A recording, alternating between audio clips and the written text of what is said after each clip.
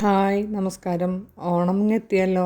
ഓണത്തിന് നമുക്ക് പൂക്കളമൊരുക്കാൻ നമുക്ക് തന്നെ കൃഷി ചെയ്തു, അതായത് തമിഴനെ ആശ്രയിക്കാതെ അവിടുത്തെ വാടിയും ചെറിയ പൂക്കളല്ലാതെ നമ്മുടെ നാട്ടിൽ തന്നെ കൃഷി ചെയ്യാം. നമ്മുടെ കേരളത്തിൻ്റെ കാലാവസ്ഥയ്ക്ക് പറ്റിയ എന്താണെന്ന് വെച്ച് കഴിഞ്ഞാൽ ഈ തവണ ഞാനും കുറച്ച് ചെയ്തിരുന്നു കൃഷി. അതിൻ്റെ അനുഭവം പറയാം. അതിന് മുമ്പ് ഈ പൂക്കളൊക്കെ എന്തൊരു ഭംഗിയും എന്തൊരു വലിപ്പവും എന്തൊരു കളറാണെന്നറിയോ.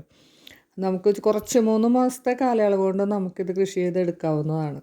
ഈ കൃഷിക്ക് ആദ്യം തന്നെ നല്ല തൈകൾ തിരഞ്ഞെടുക്കുക. ഇതിന് വിത്ത് മുളയ്ക്കില്ല. അപ്പോൾ നമ്മൾ നല്ല തൈകൾ കൃഷിഭവൻ, നമ്മുടെ അടുത്തുള്ള കൃഷിഭവൻ മുഖേന ബന്ധപ്പെട്ട് കഴിഞ്ഞാൽ അവർ നല്ല തൈകൾ നമുക്ക് എത്തിച്ചു തരും.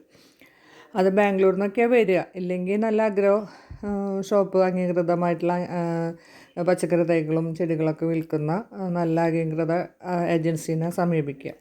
എന്നിട്ട് ഒരു 2 സെൻറ്റ് സ്ഥലം, 1 സെൻറ്റ് സ്ഥലമാണെങ്കിലും മതിയാവും. 3 മാസത്തെ വിളവെടുപ്പുള്ളതും വിളഞ്ഞ് കിട്ടുന്നതുകൊണ്ട് നമുക്കിതൊരു എന്താ പറയുക, ഒരു എക്സ്ട്രാ വരുമാനമാണ്. ഓണത്തിനൊരു പൂക്കളോടൊപ്പം തന്നെ നമുക്കൊരു സന്തോഷം കൂടെയാണ്. ഇക്കൊല്ലം ഞാനും കുറച്ച് ചെയ്തിരുന്നു. അപ്പോൾ നല്ല വലുപ്പമുള്ള പൂക്കൾ, നല്ല ഭംഗിയാണ് കാണാനായിട്ട്. ഒരു 4-5 പൂക്കൾ 6 പൂക്കളുണ്ടെങ്കിൽ ഒരു ചെറിയ പൂക്കളം തീർക്കാനുള്ള പൂക്കൾ കിട്ടുകയും ചെയ്യും. ഈ തവണ കോളേജുകളും കോവിഡൊക്കെ കഴിഞ്ഞതിന് ശേഷം സ്കൂളുകളിലും എല്ലാവരും ഓഫീസുകളിലൊക്കെ ഓണാഘോഷം പൊടിപൊടിക്കുന്നുണ്ടല്ലോ. അപ്പോൾ അവർക്കൊക്കെ ഈ പൂക്കള മത്സരവും എല്ലാം ഉണ്ടാകുമ്പോൾ നമുക്ക് സ്ത്രീകൾക്ക് 1-2 പേര് ചേർന്നിട്ടാണെങ്കിൽ 1-2 സ്ഥലത്താണെങ്കിലും 1 സെൻറ്റ് 2 സെൻറ്റ് സ്ഥലത്താണെങ്കിലും നമുക്കിത് കൃഷി ചെയ്തെടുക്കാൻ പറ്റും.